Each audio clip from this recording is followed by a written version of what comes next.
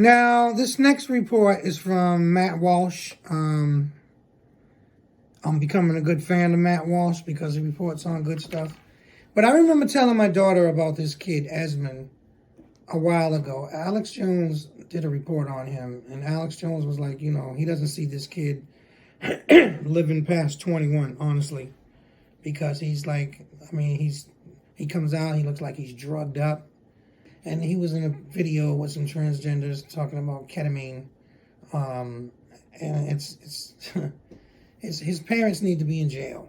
They really do. And this kid, I don't see him living past 21 years old if he keeps going the way he's going. It's crazy. He goes to strip clubs. It's unbelievable. So Matt Walsh, he did a really good report here, and let's dive into this video right now. You know, very often in our world today, we are told that we must disbelieve our lying eyes. Truths that are right in front of us, plain as day, are to be rejected as mere figments of our imagination. The most obvious realities become conspiracy theories. Statements of basic fact are propaganda. We run fact checks on self-evident certitudes, and the fact check corrects the record. Reality is not reality. We are informed. The sun is not in the sky. Water is not wet. There is no gravity. We're not living on planet Earth. Nothing that you see is real. The self-assigned arbiters of truth assure us. Don't rely on your own common sense. Close your eyes, which so often deceive you anyway, and let them guide you to and fro. Let them be your window into the world. They will tell you what is real and what isn't. And they, our culture's truth deciders, have decided that all of the recent talk about grooming is absurd, outrageous, offensive, bigoted. It's all just a bunch of anti-gay fear-mongering, they say. Now, this is a really good report. You know, he's covering a lot of stuff right here, right now. So, big ups, Matt Walsh. And it's not fear-mongering. It's none of that, you know. Like I said earlier, if you want to be gay, you know, a lot of gay people don't really have a choice in what they are, because it's a vitamin deficiency that their mother had when they were being conceived, you know. So being gay, it's not their fault, you know.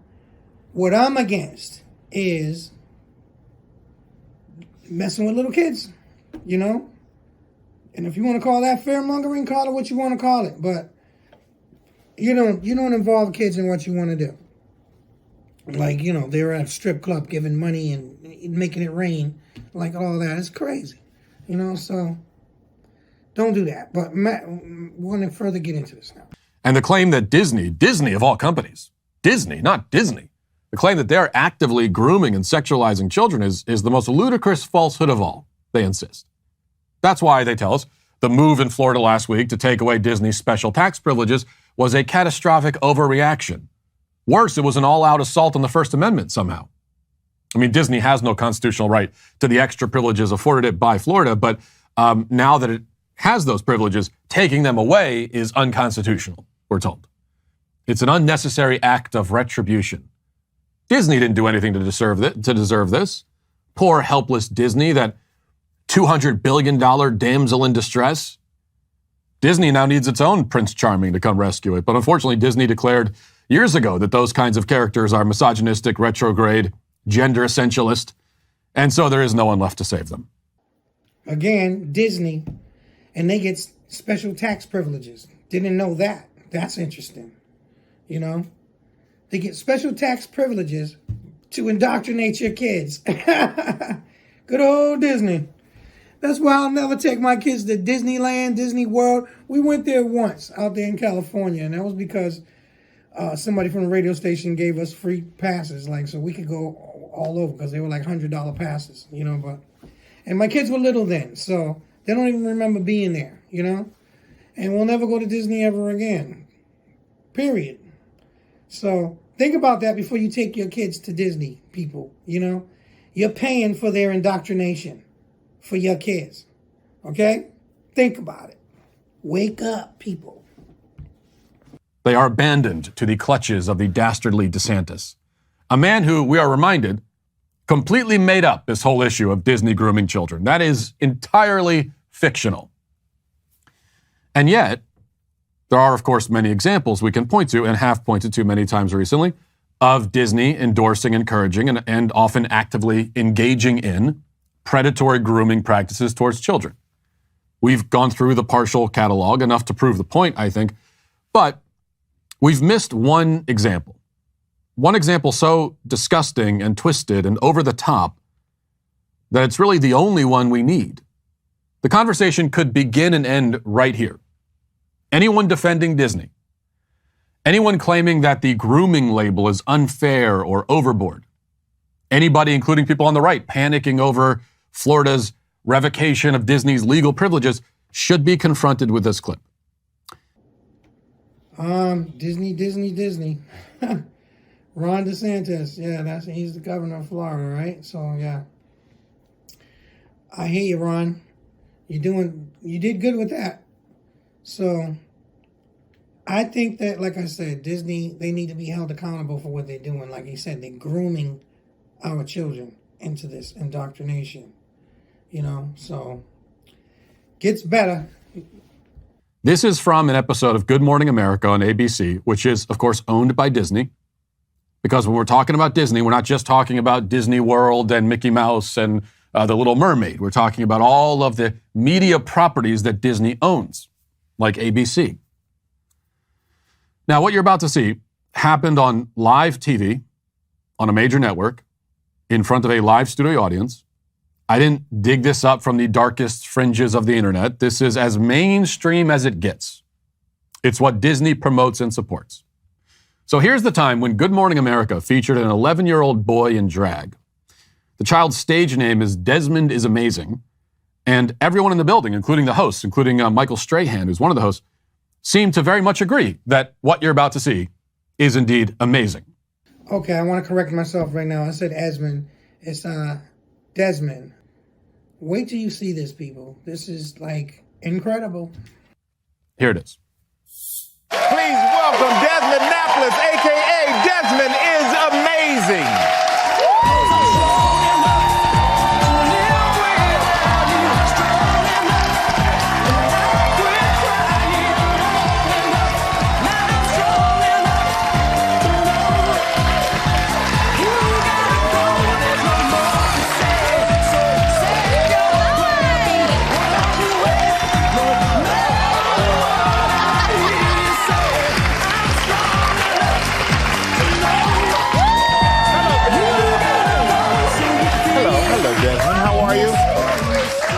How you doing? Thanks for being here. I love that you love root beer, caffeine free. I can get on board with that. My mom doesn't like me drinking caffeine. Does it make you hyper? Yeah, me too. They don't like when I drink caffeine either. But Desmond, you're one of the youngest and first drag queen/kids. And I've heard that you've gotten messages from young adults who look up to you for being who you are. What are some of the notes you've gotten? Some of the notes I've gotten are like that you inspire me very much, and I wish I could have had the support that you have when I was a child. Now, if you're listening to the audio podcast, you have been spared the worst of what we just experienced altogether. Though you can't fully appreciate just how dark and deranged it was, because Desmond, the 11-year-old drag kid, quote unquote, prances out on stage in women's clothes, makeup caked on his face, dances for the adoring crowd of grown adults, at one point lays himself out prostrate on the ground on the stage while creepy Michael Strahan stares and claps. And then he sits down for a lengthy interview. And later in this segment that was aired on Disney's ABC, even though Disney totally is not trying to groom children at all. Later in the segment, 3 adult drag queens are brought out on stage with Desmond in their full cross-dressing costumes, woman face fully on, and they proceed to give Desmond gifts of makeup and quote-unquote dance classes. Watch. You guys want to tell us what's out here real quick? Well, I drew Desmond a little green-haired lady. It's for you. It's to bring you good luck and prosperity in your future. And to eat iceberg lettuce. And to eat iceberg lettuce. Good roughage, okay? There you go. With tomatoes and cucumbers. Absolutely. And I brought you a gift basket of some of the my lashes in favorite. Actually, you know what? Let me actually hand it to you because I think you need to have it in your Desmond, hand. look at those lashes. It is some of my favorite makeup essentials that I use always. I will never understand so many things about what we're seeing here, but one of them is how every woman is not insulted when they see the drag queens. And I know so many women are, in fact, but every woman should be insulted because I mean, leaving aside the worst part about this, which is the fact that there's a kid there. We'll get back to that in a second, but you see that and like that's what they think of you. That's their impression of you. What he's saying is true. This is it's a mockery to women. All women who watch this should be outraged right now, you know, and men too. Imagine doing this to your 11-year-old son for fame and for money, and like they're just screwing up his life so that they can have money, they can get paid. You know, I remember watching this thing with Dr. Wallach, Dr. Joe Wallach, The True Cures, right? And there was a little kid that was eating light bulbs. And the little kid was literally eating light bulbs. General Electric light bulbs. And so he was like, I know what this is. I know how to cure it. He called up the parents, got in touch with them, and he said, I can cure your kid from this ailment, right?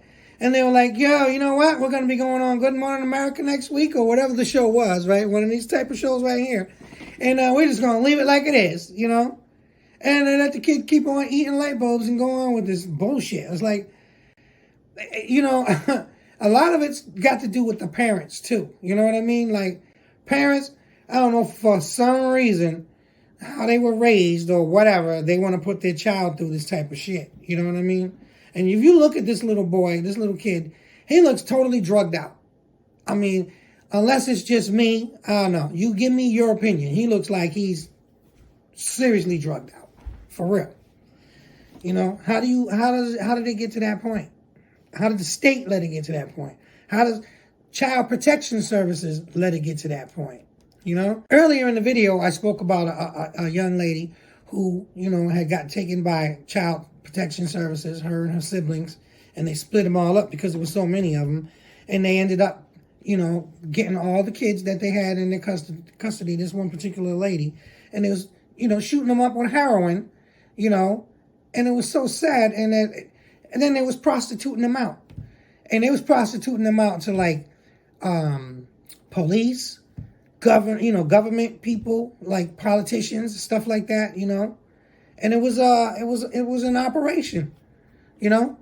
And it was really, really sad, and, you know, and this is the type of things that they're doing to kids, you know? So like I said earlier in the video, like there's thousands of kids missing that nobody knows where they're at, you know? There's no accountability for that, you know? All these people that are coming over, see, this is one of the reasons why, too, they're letting all these illegal aliens come over the border, because they're taking these kids and they're putting them in camps. Like, we're going to be reporting on that, too, you know? They're taking all these Walmarts from Texas, you know, and they're set up like FEMA camps. They're set up, you know, like a friend of mine who got me into the internet, LaTanya Higgins.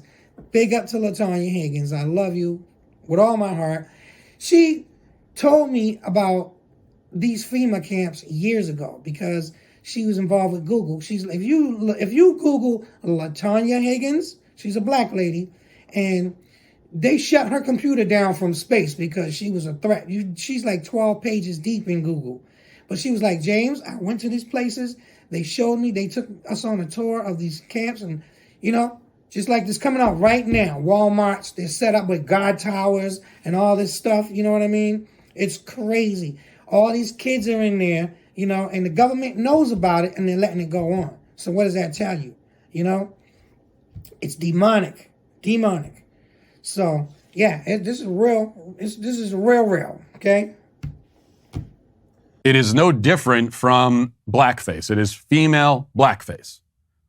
It is a mockery of womanhood. This is what they think you are. This is their female impression.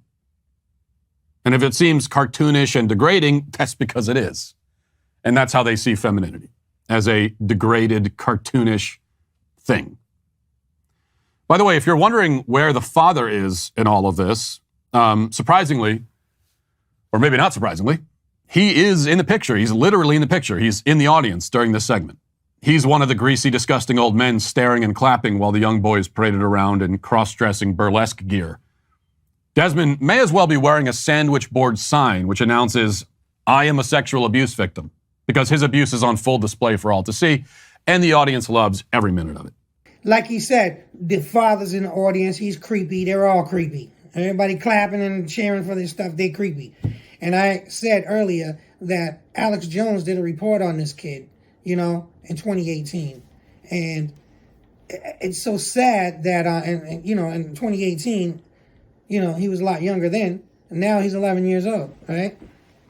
Or maybe he was 11 years old back then. I don't know. It says this report was like a year ago. But my whole point is that, this is an indoctrination of this little kid. His parents know about it. His father's there in the audience. Like, what father in his right mind would be even condoning this type of stuff, And Alex Jones was right. He was right on point with it, This little kid, he's not going to be around much longer if he keeps staying in this environment. He needs to be taken out of this environment, I know people in the hood, they take their kids for way less than this, you know what I mean? And, DCF, they become a nightmare to people for real, And half of them people don't even have kids themselves. You're going to come into people's houses and take their kids, you know what I mean? Like, why ain't they taking this kid from his parents, Where's the justice in this? Like, this is fucking crazy. This little kid is going to die. He's really going to die. He's going to be dead. And ABC loves it, and Disney loves it. Now, those who wish to mitigate and minimize this will point out that this segment aired back in 2018. This is not new. It's old news. I've already been told this today after I posted this segment on Twitter. People say, this is old news. Why are you posting this? Because to them, apparently, child sexual abuse doesn't matter if it happened a few years ago. But maybe they'd have a point that its relevance to the current news cycle is minimized if there had already been an overwhelming public outrage about this spectacle, and everybody involved was fired, and Disney had issued a public apology, and there was already a reckoning of that sort. But no such reckoning occurred. Nobody was fired.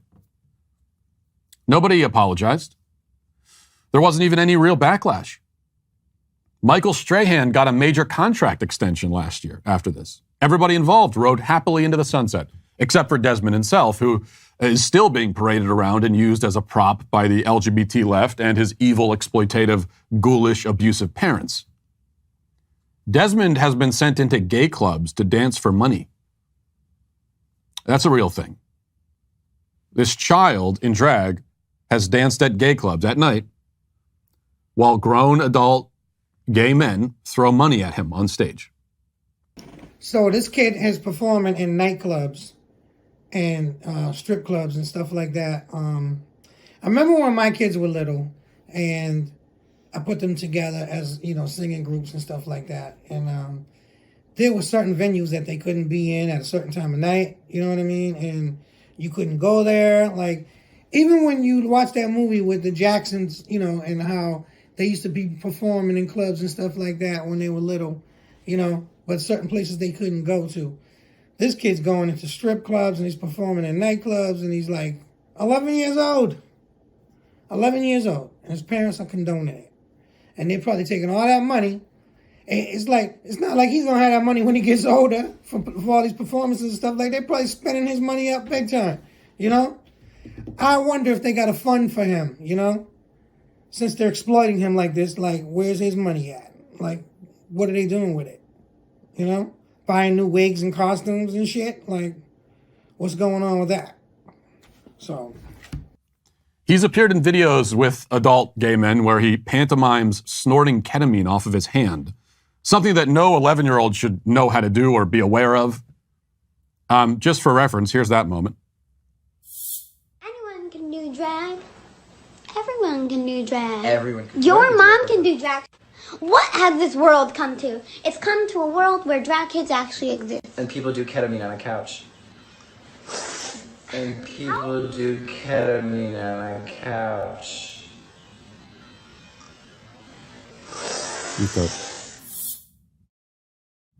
Yeah, so he's so that's during some kind of Facebook Live or something, and he's done a lot of these where he appears with adult cross-dressing men, and very often in the videos he appears to be on drugs. Now that's not something that 11-year-old should know anything about. Do ketamine on a couch, and then but why was he doing that? Because at the very least he sees it happen all the time, and nothing is being done to stop it.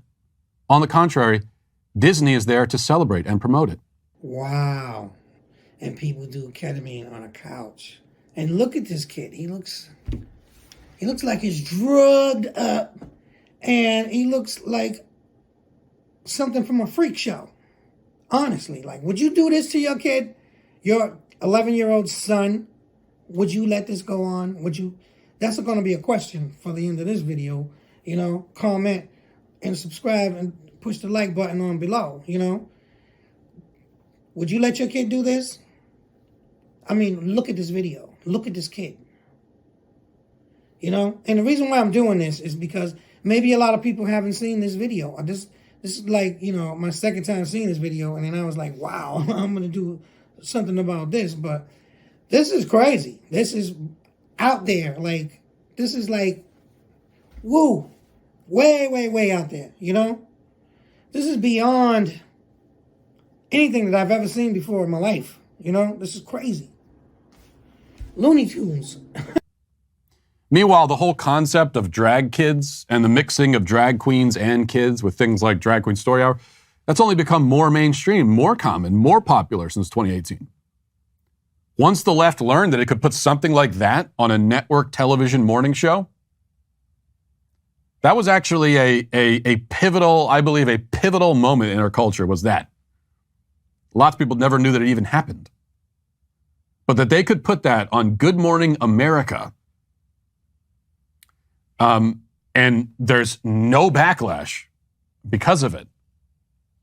Nobody even complains. Well, they knew they could get away with a whole lot more. And that's what they've set out to do. Disney learned this lesson also. The only problem with the current backlash against grooming, especially Disney's grooming of kids, isn't that it's too harsh or over the line or too vengeful or unconstitutional. It's none of those things. The problem is that it's many years too late. Boys like Desmond have already been destroyed while so many conservatives were distracted or too afraid to say anything. Now that we're finally clued in, there is very little we could do that we could possibly do in holding Disney and other groomers accountable that would be truly overboard. Certainly taking away their special cushy privileges doesn't even come close to that.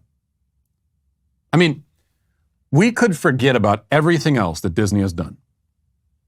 Okay? We could put all of that to the side. We could skip over everything and just focus on this one segment, on one episode of Good Morning America in 2018. And that would be, all by itself, way more than enough to justify everything that's happening to Disney right now. The only problem would be that it took too long. Taking away tax benefits should be the least of it. Why should a company be able to keep its tax benefits after putting that on the air? You answer me that. I want any conservative who has a problem with this to answer me that. Why should they be able to keep their tax privileges while doing that? In a sane and just and healthy society, all of the adults involved would the tax privileges would be the least of it, because all the adults involved in producing and filming that segment would be in jail if we were a sane society. Desmond's parents would have life sentences in solitary confinement at a minimum. The backlash against Disney would have been so overwhelming and intense as to totally bankrupt and destroy the company. That's what should have happened. What should still happen. Instead, we have to settle for making them pay taxes. You know, that's not such a steep price to pay when you think of it like that. Okay, so there you have it. You know, only consequences that Disney's facing is this taxes. They got to pay taxes. They should have been paying taxes a long time ago. I don't even know how they got the exemption from paying the taxes, you know? And like I told you earlier in the video, you know, they started out doing it, you know? So it is what it is with Disney. They make billions of dollars. I wouldn't be surprised if they was involved in a lot of this stuff that's going on. I'm not going to even say it. I don't want to get striked. But they probably are, you know. Like, look at all these people that they just fired from Disney recently because of stuff like this, you know. So, it's crazy. But good luck, Matt Walsh, you know. Good report.